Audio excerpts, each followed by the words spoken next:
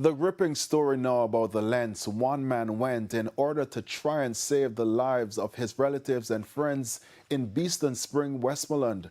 The community was left marooned after the passage of Melissa. Dwayne Anderson has this story. So I'm just asking and I'm begging because this is a situation where it's a do or die situation. A do or die situation in Left Hall, Beeston Spring. It is one of the communities cut off from the outside world for a week now.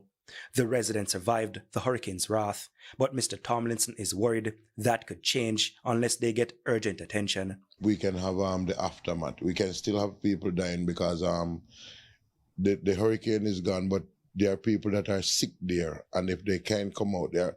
Right now, I'm in Kingston, but they're out of water there. They don't have any food. There is just one shop in the area there. That's my sister. And the shop is completely done because all of the people that are in the community has to depend on that one shop. So we don't have any access to food. We don't have any access to health care.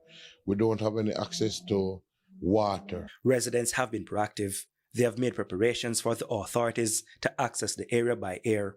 So if the government can get a copter to go there, there's place for it to land. We already prepare a spot there, like other guys in the area has prepared a spot that if there's any rescue team coming in to take people to any medical care because our road is cut off and the down by the bottom there is complete river. There's a river broken out in our road, so we don't have no way out of our community. When we spoke with Mr. Tomlinson, he was in Portmore, St. Catherine. He left Westmoreland with one target: find his relatives in Portmore, collect food, clothes, medication, water and other supplies, then head back to Beeston Spring. The supplies he collected are critical to help keep his neighbors, friends and loved ones alive.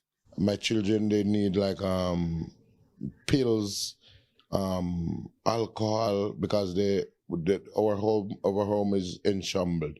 So me and my children was in my house and my girlfriend when the house tumbled, like everything blow off out of us. So my girlfriend had one of the child in the breeze. They suffer all the hurricane in the wind. So now they're sick. Like one of my son's foot is swelling because everywhere that the limbs or the debris would hit them, you could see it. My son's ears around here is black and blue. Getting to Portmore from Left Hall, Beeston Spring in Westmoreland was tough. He walked for hours, begged rides along the way. Some guys in the area, bikes, like they had, like as I told you before, there's a tower in the road, so they have to put like some ply on it, both sides, and have other guys help them lift the bikes over it. And then when they reach to the pole, they have other guys, they have plies and have other guys there lifting the bikes over it. So I have to walk to the smoothest spot, and then they would pick me up on the bike and move to a location where it's better. And then when it reach to the river now, I have to go through the water, like take my time, climb till I reach and go through the water. He has to repeat the process to get back home to 5 parishes away. Failure not an option. Lives depend on it.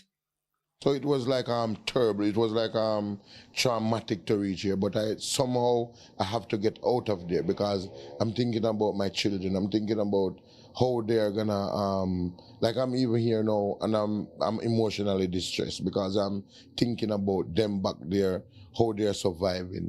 I'm just hoping to get medication, first aid kits, food, clothing, and go back there so that I can bring them some comfort. Dwayne Anderson, TVJ News.